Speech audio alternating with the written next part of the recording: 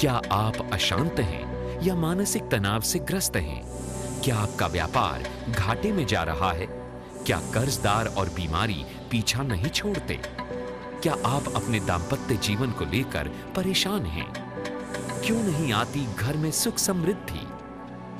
क्या आप अपने बच्चों की पढ़ाई और उनके करियर को लेकर चिंतित हैं? क्या आप जानते हैं कि इन सब बातों का कारण वास्तु दोष हो सकता है?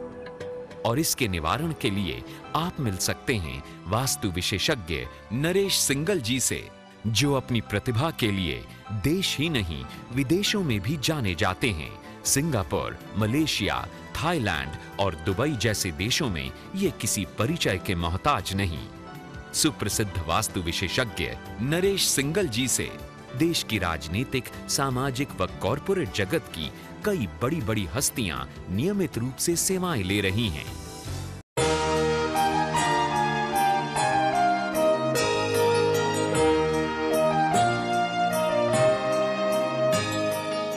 नमस्कार, स्वागत है आपका हमारे खास कार्यक्रम सुख समृद्धि में।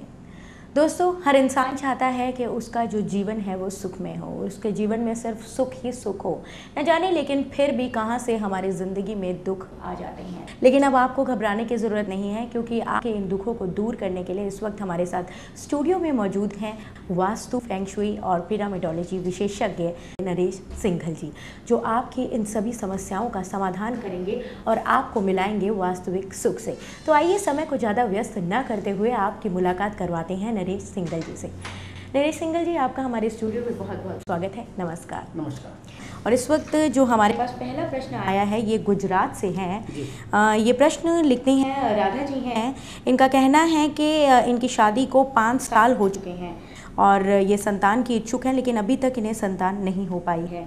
और इसके साथ ही उन्होंने अपने घर का नक्शा जो है साथ में हमें भेजा है, तो वो चाहती हैं कि आप इनकी इस समस्या का समाधान करें।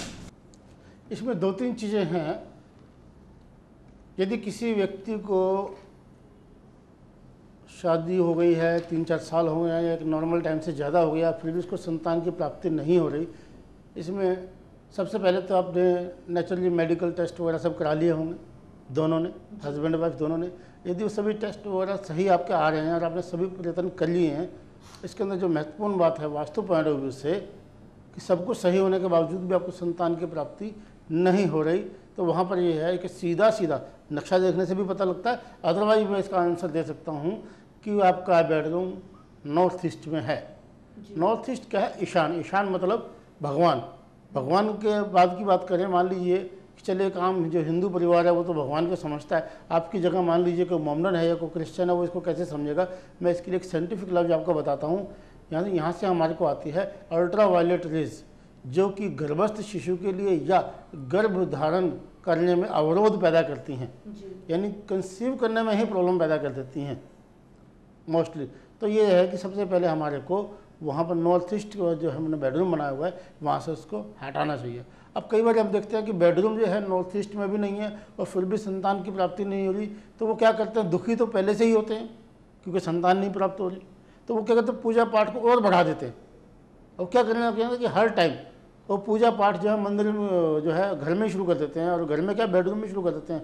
वहाँ पर कुछ ना कोई लगा लोग जो जिसकी देवी देवता को मानता है, कोई माता को, कोई शेरावाली, कोई किसी को भी, कृष्ण जी को, मतलब शुरू हो जाता है उसके अंदर। तो होता क्या, इससे ना एक वैराग्य जैसी स्थिति उत्पन्न हो जाती है। अध्यात्म तो यही सिखाता ही है कि आपको किसी से कोई लोभ लालच ही नहीं है, कोई मोह माया ही नहीं है, आपको किसी सांसारिक सुख साधन की जरूरत ही नहीं है, यानी वो उनसे दूर करता है। तो और उल्टा इसका दिक्कत आनी शुरू हो जाती है।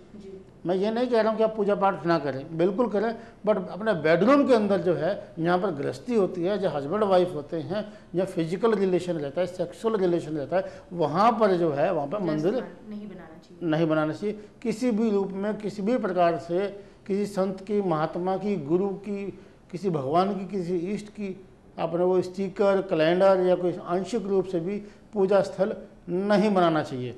क्योंकि पहले जो बनते थे, पहले रखा जाता था, पहले शयन कक्ष अलग होते थे और रति कक्ष अलग होते थे, यानी सोने के लिए कमरे अलग होते थे और रति कक्ष अलग होते थे, संभोग के लिए अलग होते थे। अब ऐसा तो होता नहीं है, अब हमारी पूरी दुनिया एक बेडरूम में समा जाती है, तो हम मना करते हैं। तो बेटर गलत करने से अच्छा है कि ना किया जाए। तो एक चीज़। दूसरी चीज़ ये देखना होगा कि आपकी डेट ऑफ बर्थ के हिसाब से क्या आपको सुख है या नहीं, आपको संतान प्राप्ति का सुख है या नहीं है, उसमें भी मेल है या फीमेल। अब यहाँ पर कई बार प्रॉब्लम आती है कि हमारे को जी 3 लड़कियाँ हो गई हैं, 3 बेटियाँ हो गई हैं, हमारे पास कोई लड़का ही नहीं है। तो हमारे जो भारत में वैसे तो लड़का और लड़की में कोई फ़र्क नहीं होता, मेरा मानना पर्सनली ऐसा है, बट फिर भी एक सच्चाई से हम बच नहीं सकते कि वो लड़की लड़की होती है, लड़का लड़का ही होता है। पूरे वर्ल्ड मैंने देखा है, घूमा है, और मैंने सब जगह ये फ़र्क देखा ही देखा है। तो उतना तो हम बच भी नहीं सकते। तो ठीक है, पुत्र के आगे क्या लगता है? रत्न। रत्न मतलब कि डायमंड, जिसको आदमी हमेशा फॉरएवर संभाल के रखता है। और लड़की क्या है? कहते हैं भाई लक्ष्मी हुई है। लक्ष्मी मीन्स चलायमान, मूवेबल। यानी हम लड़की को क्या करते हैं कि लड़की पैदा हुई, उसको पालते हैं, सब कुछ करते हैं, 10 साल 15 साल 20 साल की होने के बाद उसको किसी दूसरे के हाथ में दे देते।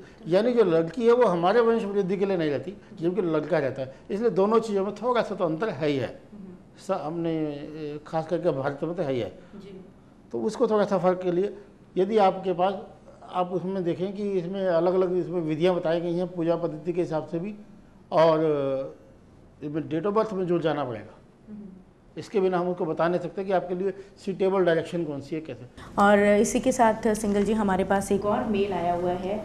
ये लंदन के रहने वाले हैं, मिस्टर करीम मोहम्मद इनका नाम है। इन्होंने अपनी डेट ऑफ बर्थ भी साथ में भेजी है। इनकी डेट ऑफ बर्थ है 28/11/1970। ये गुजरात जामनगर के रहने वाले हैं, लेकिन इस वक्त ये लंदन सेटल्ड हैं।